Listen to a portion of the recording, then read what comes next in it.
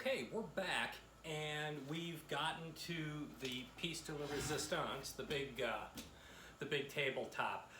You might notice that behind me there aren't any more legs, there's not anything else on the table. I did all of that off camera, and while I was doing that, I was also having to blot a little bit. You can see this cloth is a little dirty. Now this isn't bad for a full table after a day of drying, but it does add to the reason why you don't want to dip it back in here, because you don't want all of this stuff back into your thing. So I kind of did the squishing. It's also the reason why you want to get a good quality foam brush, because when you keep wringing that thing out, you just squeeze it across the top, it takes a beating, but this one's still in pretty good shape.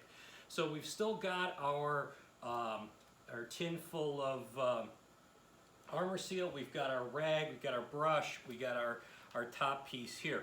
One thing I didn't mention, which you might have noticed anyway, is between the staining and the glossing, I got a fresh sheet, got that nice clean area so that again, we're not kind of cross-mixing between things. So, with the tabletop, because it's got this edge and because the last thing you want is a bad edge. You'll notice it all the time, and you can only put so many parts of this in the corner.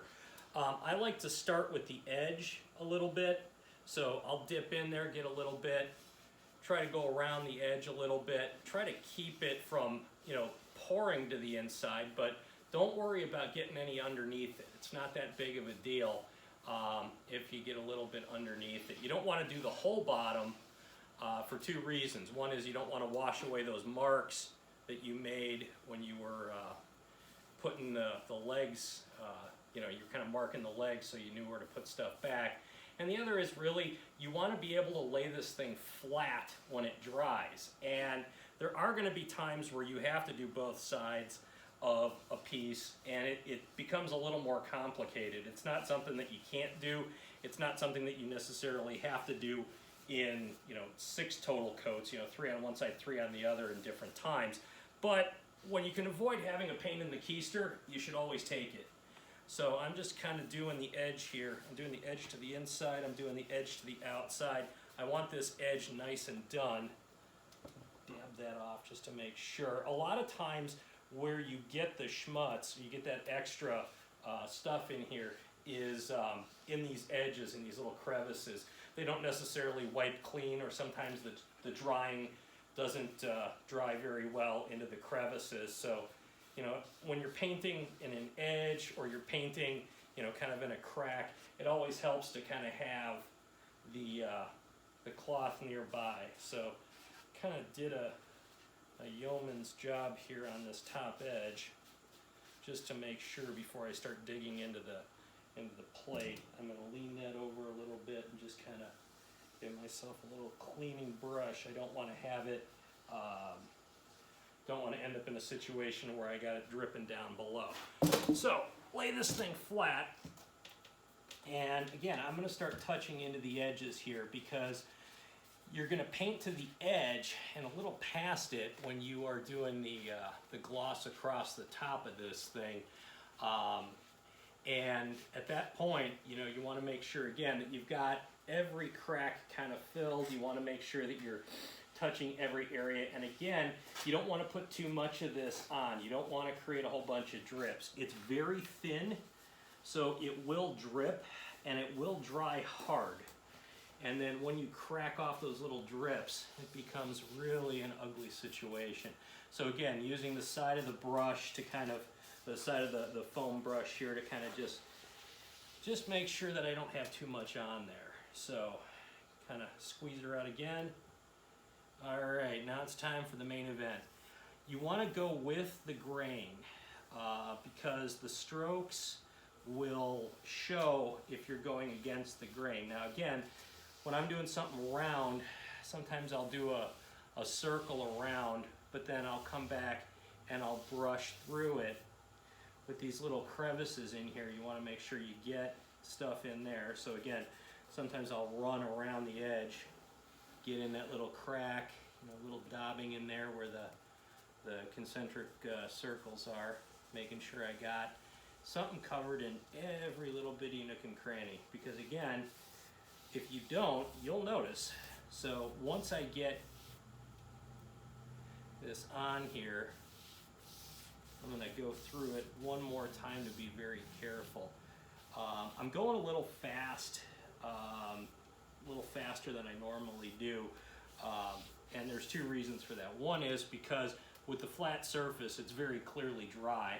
Top that off a little bit, so I don't have to worry about squeezing as much as I did with the legs. And the other is that I want to make sure that I can get this into a warm environment before too horribly long. So as soon as we're off video here, I'm going to run this down to the basement where the rest of the pieces are. When we get back together on the next video, I will show you what it's going to look like when it's dry and what you end up doing in between the coats.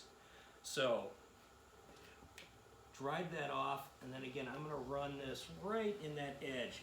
You can't tell from where you are obviously, but the thing that holds this foam brush on is a little thin piece of plastic.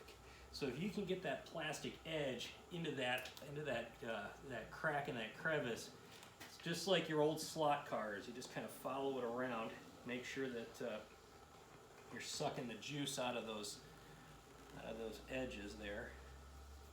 And then again, you can always kind of brush over the top a little bit and try to make sure that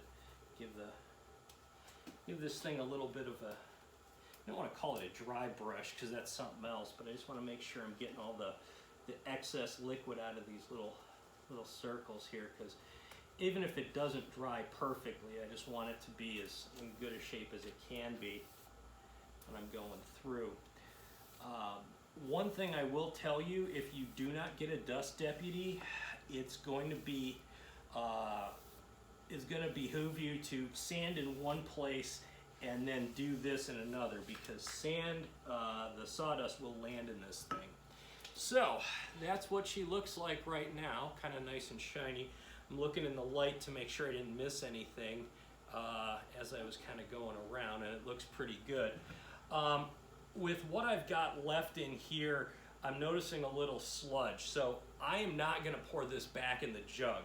It's a little wasteful, but it's better than contaminating 50 bucks worth of stuff over 50 cents worth of material. So I'll dump this out into a cloth, lay the cloth out, let the cloth dry. It turns it into a big hard piece of mess. But at the very least, you're not wasting all of that stuff by putting it back in there and contaminating the main piece. That's why usually I don't use shrimp tins, I use tuna tins, which are a little shorter, so I kind of estimated a little poorly based on what I'm used to using. But this is going to go in the basement and dry, this is going to go away, and then when we get back together, we're going to do a scuff and a second coat, and we'll see where we go from there. If you like the videos, keep letting me know. If you need something else that you don't see or you have any questions, put them in the comments, we'll take care of it. Thanks for watching, and we'll see you next time.